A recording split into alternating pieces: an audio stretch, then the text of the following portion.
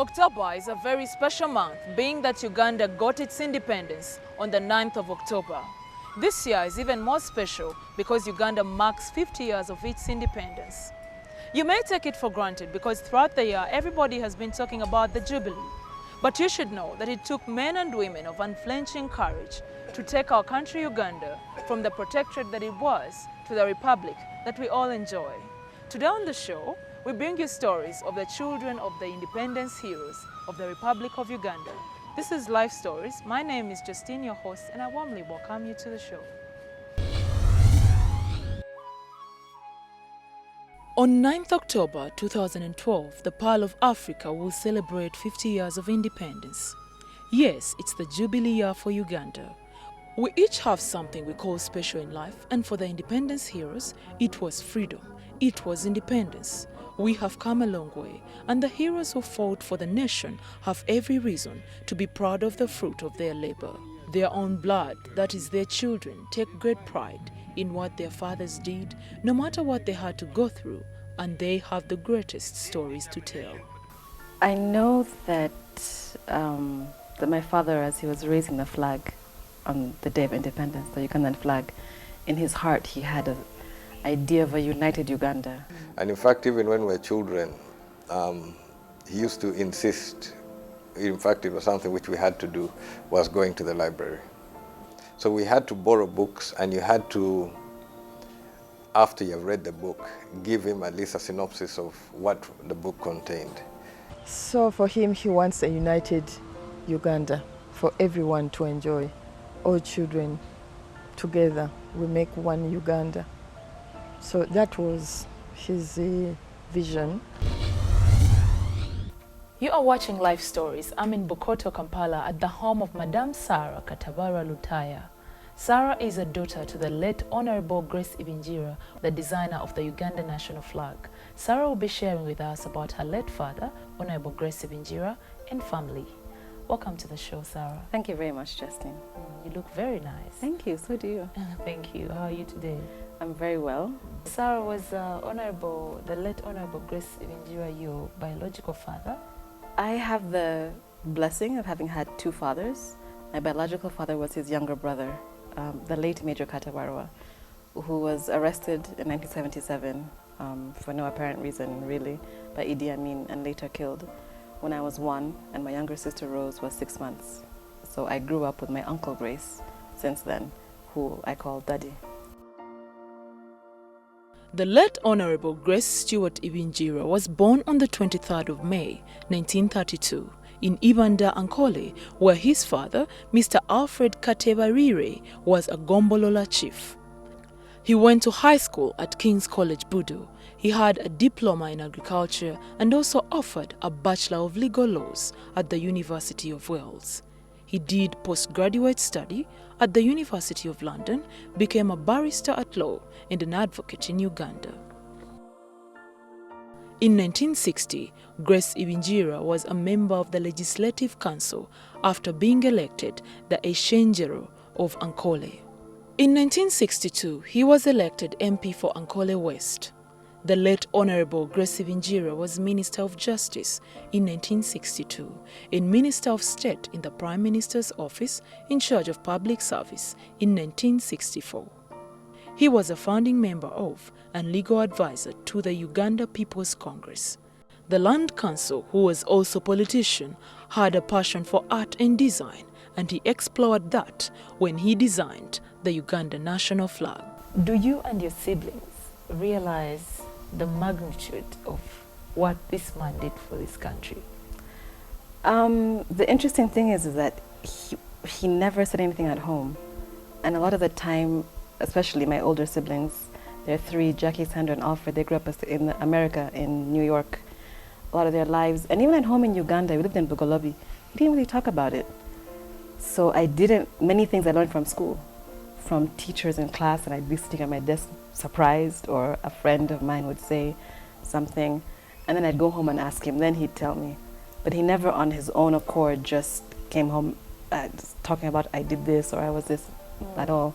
So we don't really have a sense of, it always catches us off guard, by surprise, because he was very humble and very simple and peaceful person. He was not really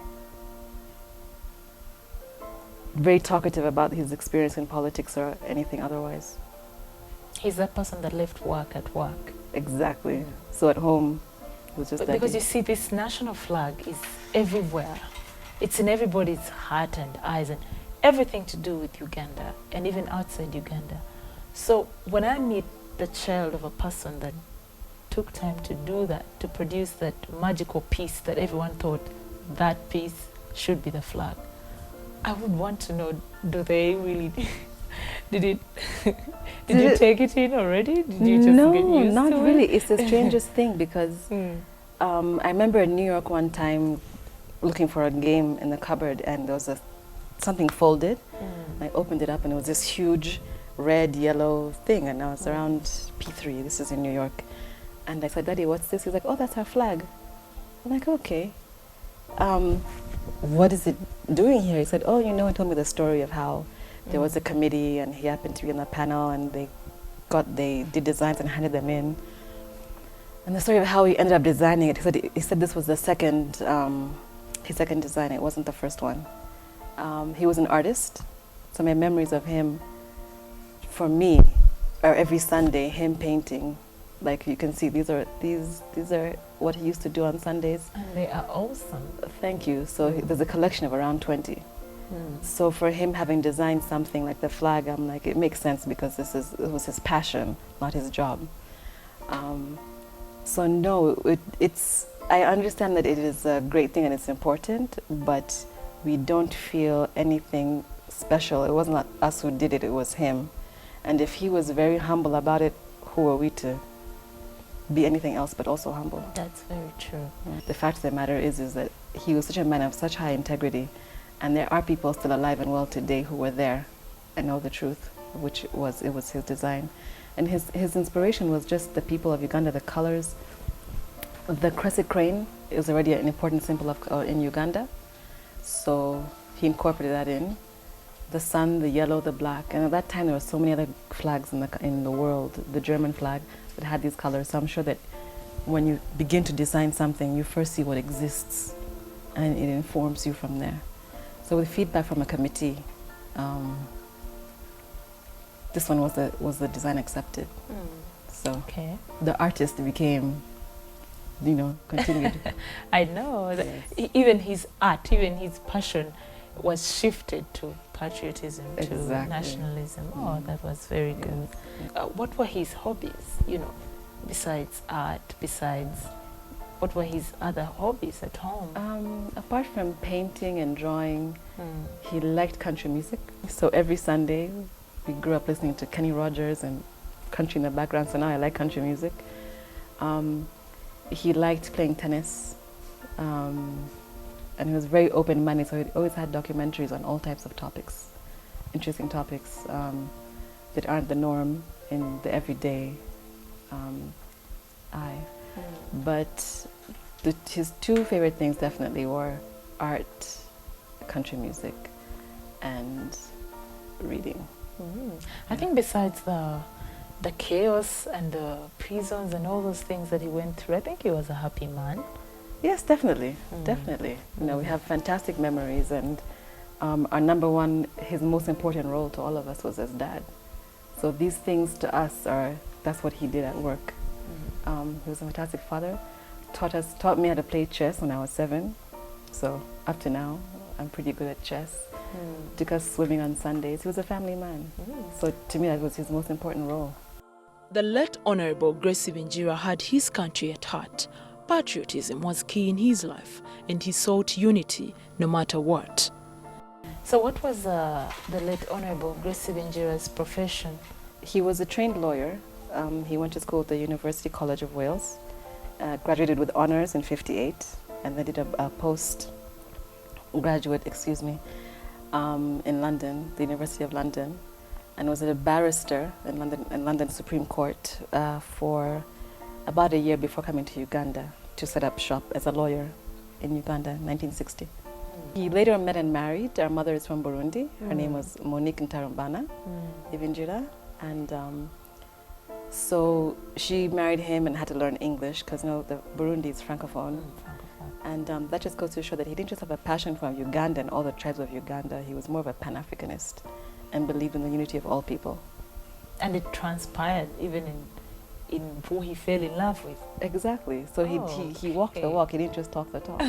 That is very interesting. I was reading something he wrote, an article he wrote, and he was saying that the best thing we can do for the people we've lost is to make sure that we learn the correct lessons and move ahead and make things right. And so he believed it with a passion, and so he followed what he believed, and he always did. He was very much a patriot. I can't express enough how much he was for Uganda and how much he loved his country.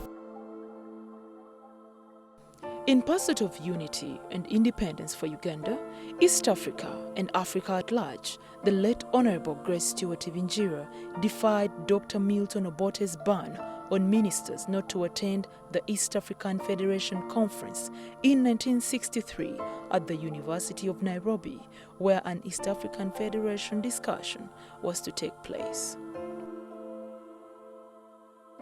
Did he share with the family that he's joining politics? Because I'm looking at a man who was so laid back, comes home to his people, does his art. So if he's going to take a step to join politics, politics being what it is.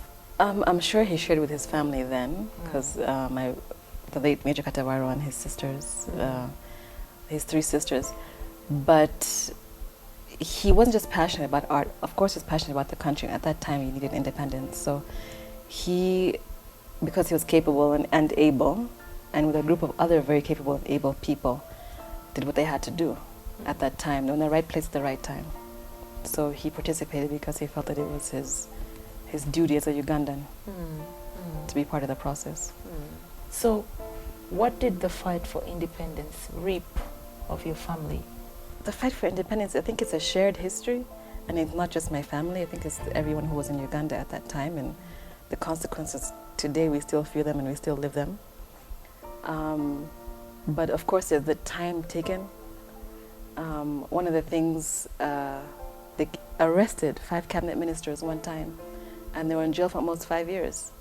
So at that time, I think my sister Jackie was only 3 months old. So for 5 years, he had no other children. It was only Jackie. My mom was still learning English. She was from Burundi. And so the family was on pause. It was just as simple as that. Everything was on pause. So it was disruptive, yes. It could be disruptive. What did he say to you or share with the family as the essence of independence? A reader, we'd read a lot of books. It's kind of, as a person, as a Ugandan or any citizen in every country, you need, nobody is better than anybody else. Nobody is superior because of skin color or anything else. And it was an unsaid thing in the house. Be your own person, do what you want to do, believe in yourself, and always follow your own road. So as a country and a nation, he was very passionate about us letting go of our religious divisions, tribal divisions, and all of that, and becoming one. Because one. Yes, the greater good, always. No, he was very open-minded, and he never ever pressured us to take a certain road. And he always said, you can do anything you want to do. And he was open-minded, so nobody felt pressure to become anything or do anything specific. So we're all following our own paths. The independence that we celebrate today did not come easy. There was bloodshed, loss of freedom, loss of lives for us to reach the shore. Even after the independence, what did you learn from your father? What do you think is the meaning of independence? Does it just mean for us to announce that, now the colonialists are gone and we're good to go? It's responsibility for all Ugandans, beginning with the family unit. First of all, you can come back home, no more exile. You're together with the extended family and everybody else. And then you have the responsibility to define your own destiny, no longer depending on someone else's policies, hopefully, and someone else's standards of what is wrong or right or expected or what the meaning of success is. As Africans and Ugandans, we can define it for ourselves. So it was vital. I think it's like it's it's as important as being able to breathe.